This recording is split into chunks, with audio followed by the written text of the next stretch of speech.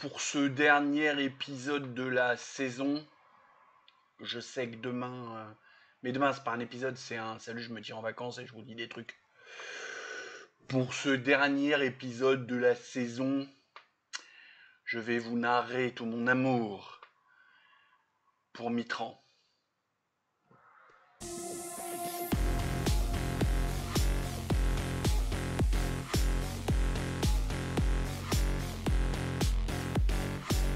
Alors, comme le dit Stéphane change de disque. Alors, je change de disque. On va essayer de faire rapide, et puis vous allez peut-être sentir que j'ai vraiment accéléré la vidéo. Je vais vous commencer à être habitué. Le clap, je vous le présente vraiment ultra rapide. Clap, c'est le C comme laisser un commentaire, c'est le L comme liker, c'est le A comme abonnez-vous, et c'est le P comme partager cette vidéo. Sachant qu'actuellement, vu qu'on n'a pas beaucoup d'abonnés, le partage est la chose la plus importante des quatre. Et aussi, le rappel habituel, c'est un vlog, ça a une suite, ça a une logique, donc pensez à retourner un peu en arrière. Je sais qu'on est déjà à plus de 30 vidéos au moment où je tourne ce nouveau clap, mais sinon vous n'allez pas comprendre. Allez. Et oui, comme j'allais oublier bien entendu, ce clap va être toujours collé juste derrière le générique, comme ça, hop, vous pourrez faire zip zip zip, aller un peu plus vite pour aller au truc. On reprend la vidéo. Salut mes biloutiers. Comment ça va dans cette journée? Je vous en parle jamais en fait. C'est vrai que j'ai tendance à parler du temps sur la chaîne de culture, mais ici je vous en parle pas. Et aujourd'hui il pleut. Ça a rafraîchi. On s'est pris 2 jours de. Pas de canicule, parce qu'il faut arrêter les conneries, puis la définition de la canicule c'est pas ça. Et là il pleut. Et là c'est même du crachant dégueulasse, j'ai l'impression d'être dans ma Normandie natale. Allez, café. Vous voyez, c'est le premier. Et de toute façon, ça va être la seule vidéo de la journée, puisque je la tourne vendredi, et je sais que vous êtes samedi. Et ce dernier pseudo-épisode que je vais faire dimanche, je vais le tourner vraiment au dernier moment. Dimanche matin, je vais voir Twister au Cinoche. Ça vous intéresse pas, mais c'est pas grave. Enfin, si, il y en a qui sont intéressés. Il y en a un qui m'a demandé justement un jour quel film j'étais allé voir, et j'avais répondu dans les commentaires. Ou c'est pas dans la séance de commentaires. Bref. Donc c'est ça, je vais voir première séance à 10h et quelques, là 11h. Poum, ça, mon McDo traditionnel, puisque j'ai plus de bonne pizzeria à côté comme quand j'habitais à Nice. Je rentre et je tourne l'épisode que vous aurez dimanche, donc vous serez invité à la notification de première dans le courant de la journée de dimanche. On entre dans le vif du sujet. Point planning, bah il y en a pas. Voilà. C'est les quand se va. Ouais, j'arrive à. Non, je fais le fanfaron comme ça, mais ce matin, je me suis écroulé comme tous les matins. Hein, je fais le fanfaron là, mais ça va pas tellement mieux. Hein. C'est pas grave, on va faire avec. François Mitran. Je croyais pas qu'on pourrait trouver pire que lui. Alors de mon point de vue, c'est parfaitement subjectif. Hein. Là, alors voilà, on va mettre les spoilers parce que il faut mettre plein de spoilers. Là, t'imagines, t'as la bagnole avec 3 ou 4 spoilers, ça serait n'importe. Oui, le bouclier avant, quand on entre dans le truc de tuning de voiture de sport, ça s'appelle un spoiler.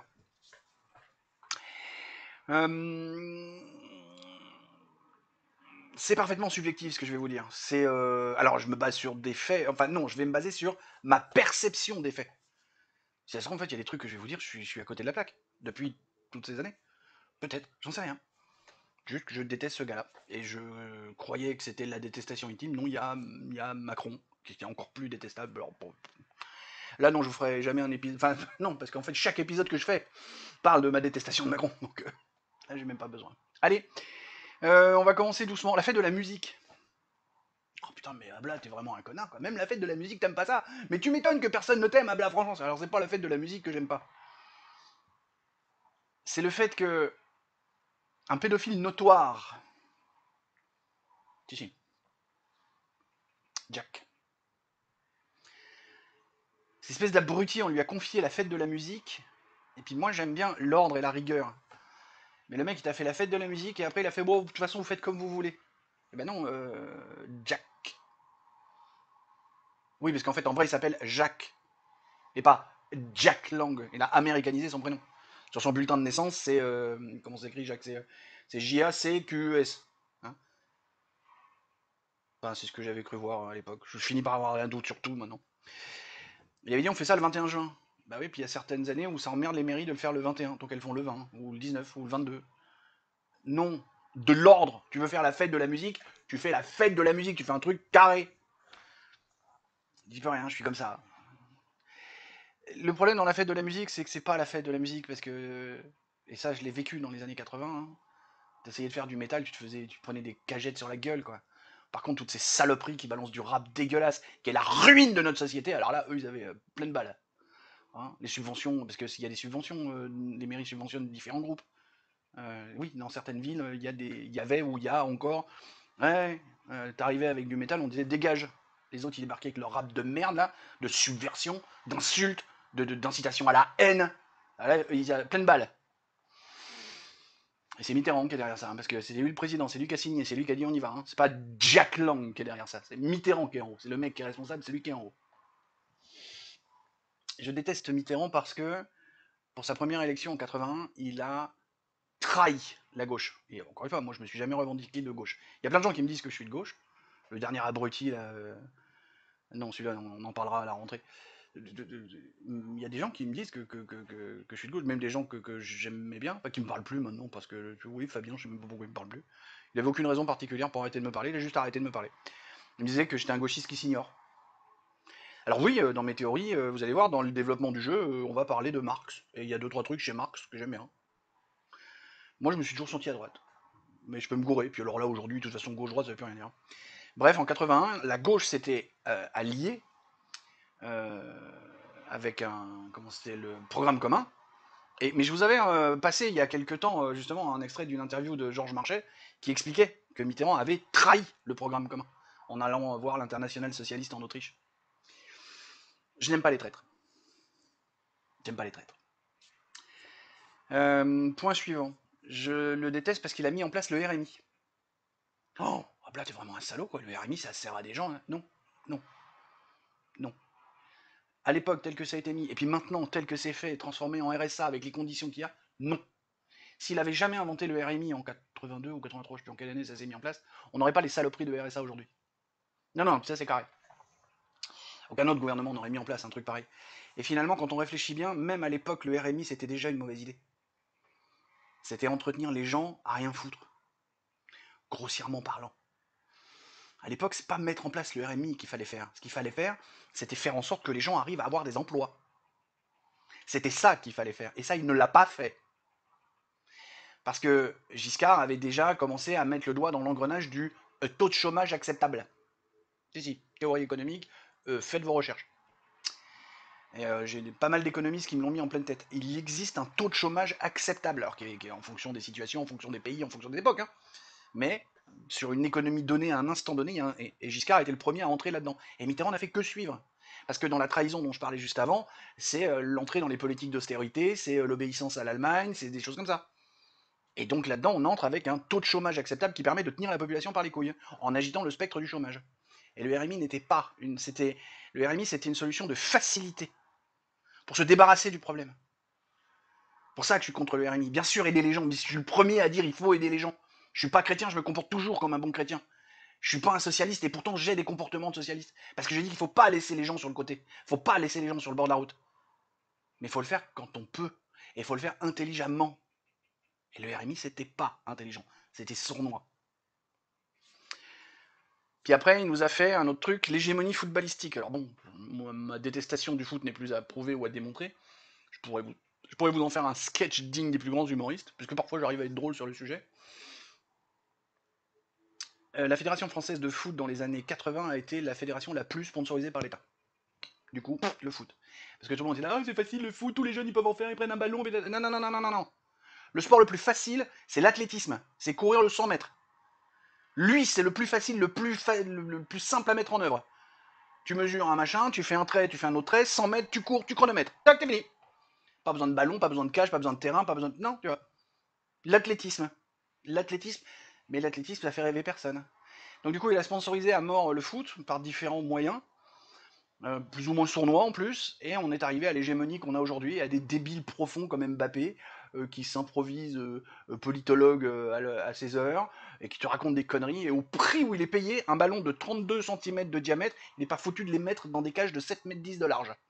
Moi je dis au prix où il est payé, ne pas réussir à le faire, mais connard, fais-toi licencier. Parce que moi, pour moins que ça, je perds mon boulot. Et on arrive à la phrase qui normalement est à César, mais à chaque fois j'ai un doute parce que je crois que quelqu'un un jour m'a dit non, c'est pas César qui a dit ça. Du pain et des jeux. Le RMI, le football. Voilà, pour faire sur ce sujet-là. On va entrer dans un sujet beaucoup plus piquant, et là, on va entrer dans la contestation, dans la théorie de complot, et je n'ai toujours pas l'extrait de Jean-Marie Bigard. Je sais pas si je vais le mettre, parce qu'en plus, à chaque fois, je vous dis, bah dites-moi, ça vous intéresse si je le mets, ou vous me répondez pas. Je finis par être vexé. On va entrer dans un truc qui est beaucoup plus théorie de complot. Coluche. Alors, pour être motard, pour avoir habité 6 ans à Nice, et là où Coluche s'est vautré, c'est à 25 km de Nice. Hein. Biot, c'est à 25 km de Nice. Donc pour être motard, pour avoir vécu 6 ans à Nice, pour être allé voir le virage en question, dans un sens, dans l'autre, de nuit, 2 jours, de tout ce que tu veux, hein, je vois pas comment, je ne vois pas comment il aurait pu le louper. Enfin, louper, comment il aurait pu... le camion, on le voit, le camion a tourné au dernier moment, parce que le camion était en service commandé. Le truc, alors là aussi, il y a un des proches de Coluche qui a sorti un bouquin il y a 7-8 ans, je crois, de 300 pages, où il raconte tout. C'est le mec qui était sur la moto de derrière. Hein. D'accord. Donc, le mec était un peu aux premières loges. Hein. Alors, je sais, on touche à la théorie de complot, il y a plein de gens qui sont pas d'accord. Moi, je vais juste vous poser un truc. Le camion en question sort un dimanche après-midi d'une gendarmerie avec des gravats et tourne dans un champ qui n'est pas prévu pour être une décharge. Voilà. Ça, c'est factuel. Vous pouvez le vérifier. Faites votre religion là-dessus, parce que, voilà, puis il y a tout le reste. Il y a tout le contexte, justement, sur la trahison du programme de gauche. C'est Mitterrand, et là aussi, il y a eu des interviews de Coluche. C'est Mitterrand, enfin, c'est les copains de Mitterrand, l'équipe de Mitterrand, qui est allé pousser un peu pour la candidature de Coluche. C'est en 80 hein, que Coluche a fait la candidature. Hein. Et puis, donc ça, c'était pour déstabiliser le truc, pour pouvoir prendre l'ascendant sur Giscard qui se représentait. Et puis après, les mêmes copains sont revenus voir. Là aussi, interview de Coluche. Il a dit 2 fois seulement. Coluche a dit non, mais il y a des mecs qui sont venus voir en disant bon, c'est bon, maintenant tu fermes ta gueule. T'es un saltimbanque, tu rentres à ta place. D'accord. Et donc, bon, ça s'est avancé comme ça. Et puis en 86, donc, il s'est pris machin parce qu'il avait annoncé qu'en 87, il allait sortir un spectacle où il allait dégommer tout le monde. Le problème, c'est qu'il a jamais. Enfin, vu qu'il travaillait un peu tout seul dans son coin, on n'a jamais su ce qu'il allait balancer. Mais moi, je ne m'arrête pas juste à l'assassinat de Coluche. Parce que, bizarrement, on a Daniel Balavoine et Thierry Sabine qui ont explosé dans un hélicoptère lors d'un Paris-Dakar.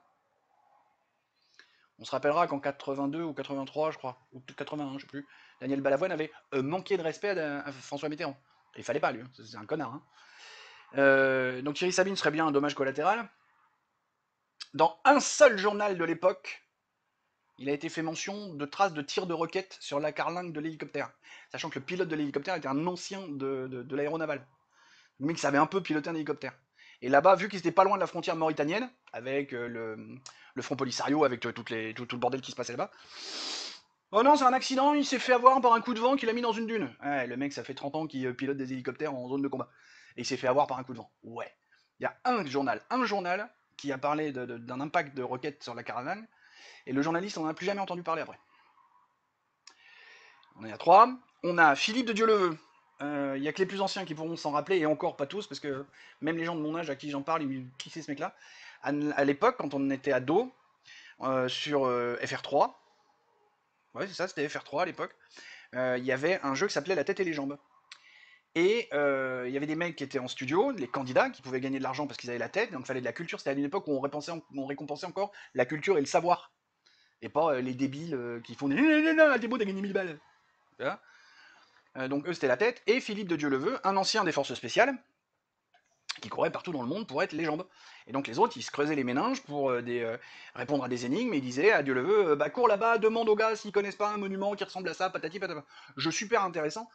Et moi j'avais vraiment envie d'y participer à chaque fois, parce que je dis putain merde, quand j'aurai là, je voudrais y participer. Puis bien entendu, ça s'est arrêté. Imagine toi, les intellectuels qui parlent avec un mec à l'autre bout du monde. Oh, inintéressant. Faut voir les mecs qui vont là-haut de la fortune, débilité comme ça. Bref, Philippe de Dieuleveux, et un jour on l'a pas retrouvé. Il s'est fait bouffer par les crocodiles. Oh, c'est bizarre ça. Bon. Philippe de Dieuleveux, on a su hein, bien longtemps après qu'il avait fait partie de la DGSE, et bon. Les destinations de l'émission La tête et les jambes, la chasse au trésor, le machin, je sais plus comment c'était. Les destinations n'étaient pas choisies au hasard. En fait, il a jamais vraiment quitté la DGSE. C'était participer à l'émission, ça devait être sa couverture.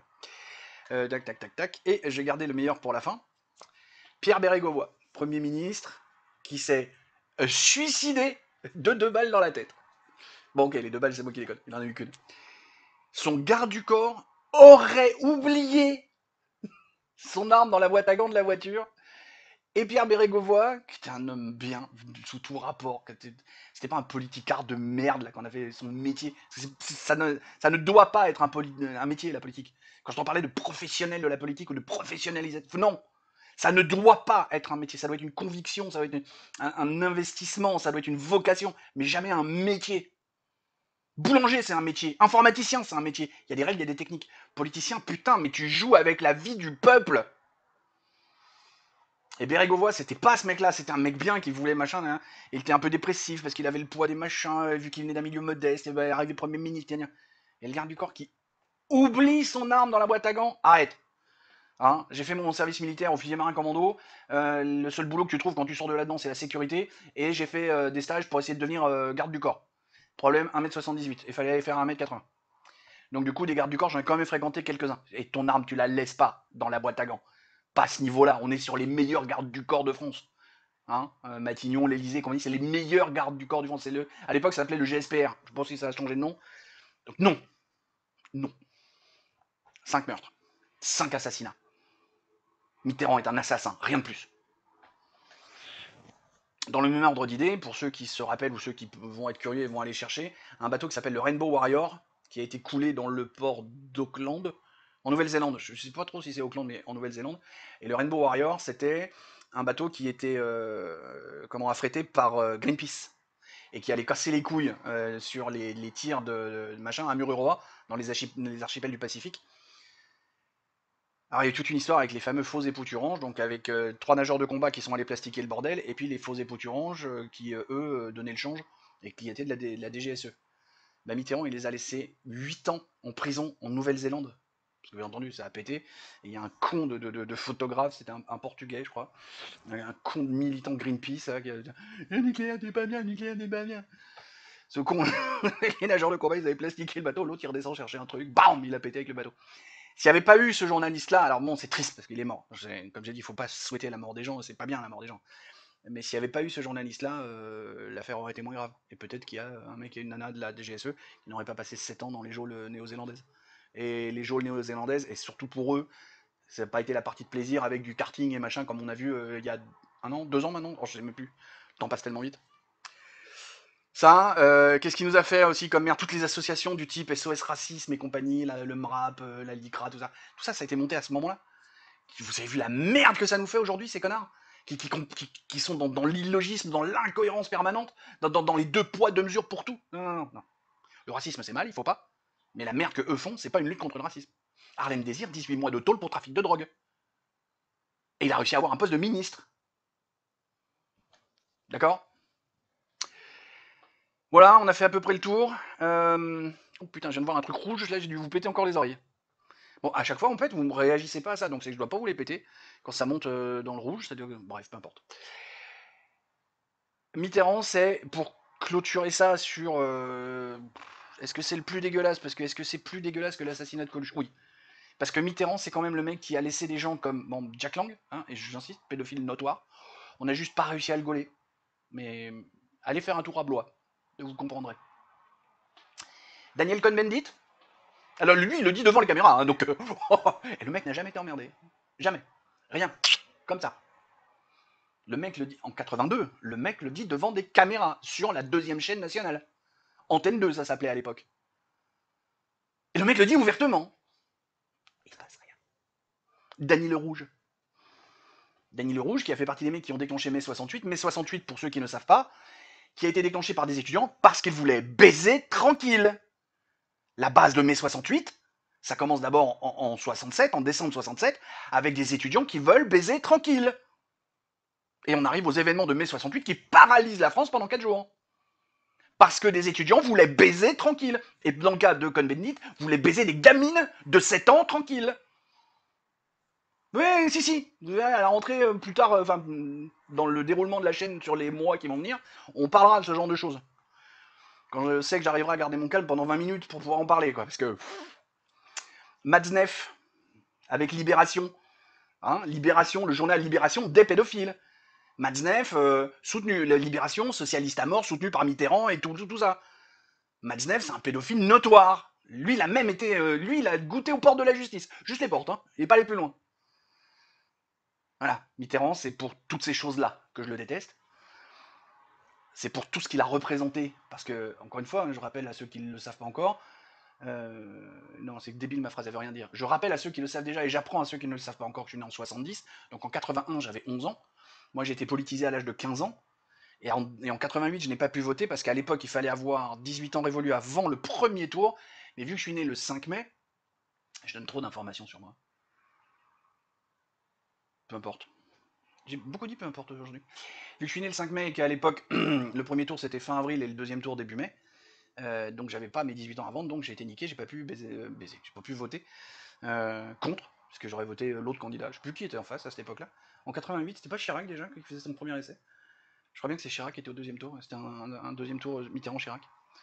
Bref, voilà. Je crois bien, Stilgar, que c'est bien toi qui m'as demandé ça. J'ai pas réussi à retrouver le commentaire où tu me le demandes. Puis vu que personne d'autre ne s'est dit non, non, c'est moi, donc on va dire que c'est toi. J'espère que ça satisfait ta curiosité. J'espère que ça satisfait la curiosité des autres. J'espère que vous êtes encore là, surtout que vous n'avez pas quitté au moment où j'ai dit un truc qui vous a pas plu parce que vous seriez fan de Mitterrand ou la théorie de complot sur l'assassinat de Coluche. Ah, quel connard tu l'as. Alors, je sais qu'on a marché sur la Lune et je sais que la Terre est ronde, mais je sais que Coluche a été assassiné. Peut-être que c'est pas vrai. Peut-être. C'est peut-être moi qui ai tort. Mais pour l'instant, vu tout ce qu'on m'a dit sur le sujet, j'ai envie d'y croire. Très très fort. Bah, je crois que j'ai fait le tour de ma détestation de Mitterrand. Je crois que j'ai pris le temps de préparer. Hein. Ça fait 2 semaines que je note les trucs les uns après les autres pour essayer d'être carré là-dessus. Je voulais finir la saison. Je sais pas trop si je peux parler de saison, enfin si, parce que l'année prochaine, à la même période, on reparlera de la même chose. Bref, mais c'est un vlog, donc vous voyez, on est sur le numéro 51.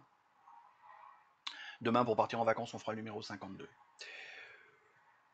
Encore une fois, merci de m'écouter, merci tout ça. Enfin, je vous ferai plein de merci demain. Voilà, vous aurez plein de merci demain.